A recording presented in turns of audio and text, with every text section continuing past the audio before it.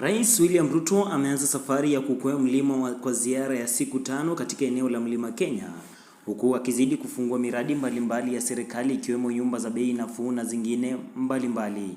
Akihojiwa na wanahabari wa Gikuyu, amesema yuko tayari kufanya maendeleo eneo la Mlima Kenya bila ubaguzi.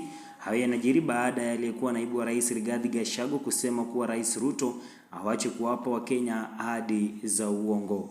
Mwanzo wa siasa, wafuasi wa Ndindi Nyoro wakakosoa madai ya Ruto kuwa anamsaidia kunyooka katika siasa. Rais William Ruto amekosolewa vikali kutokana na matamshi yake kuhusiana na mbunge wa Kiharu Ndindi Nyoro. Wakazi wa Kiharu walisema kuwa rais anadanganya kuhusiana na uhusiano wake na mbunge huyo kijana. Wakazi hao waliojawa na hasira waliahidi kumunga mkono Ndindi Nyoro kuapa kuhakikisha kwamba Ruto hatashinda katika uchaguzi mkuu wa mwaka 2027. Baadhi ya wakazi kutoka kaunti ya Murang'a wanasema kwamba Kiharu wamekosoa madai ya Rais William Ruto kuhusu uhusiano wake na mbunge Ndindi Nyoro.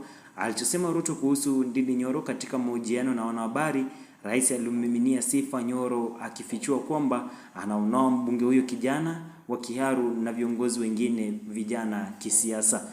Ndindi Nyoro ni kijana mzuri, mimi ndiye niliyemshauri katika siasa, Ruto alisema.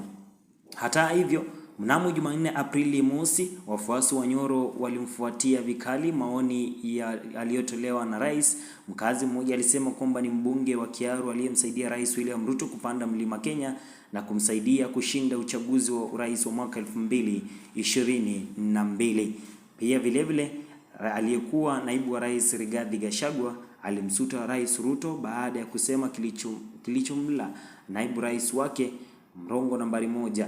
Nilimsikia jana rais akisema amekuwa akimshauri Ndindi Nyoro. Umesahau kuwa yeye ni mbunge wa awamu ya pili na ndiye aliyekuwezesha kupata kura za Mlima Kenya.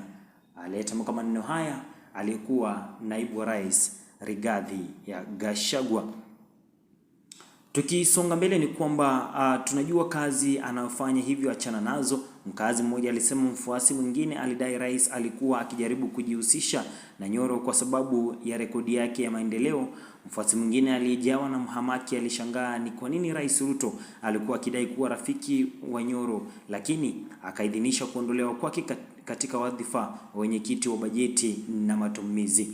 Ziara Rais William Ruto inaingia siku ya 3 leo hii katika eneo la Mlima Kenya, akiwa ameizuru kaunti ya Nyandarua na vitongoji vyake, huku akizidi kusema hakuna mtu atakayetenganisha uhusiano wake mzuri na watu wa Mlima Kenya, huku akihakikishia kuzidi kufanya maendeleo katika eneo hilo. Maoni sawa na Rais William Ruto imetolewa na naibu wake Kithure Kindiki na viongozi wengine walioandamana na Rais William Ruto.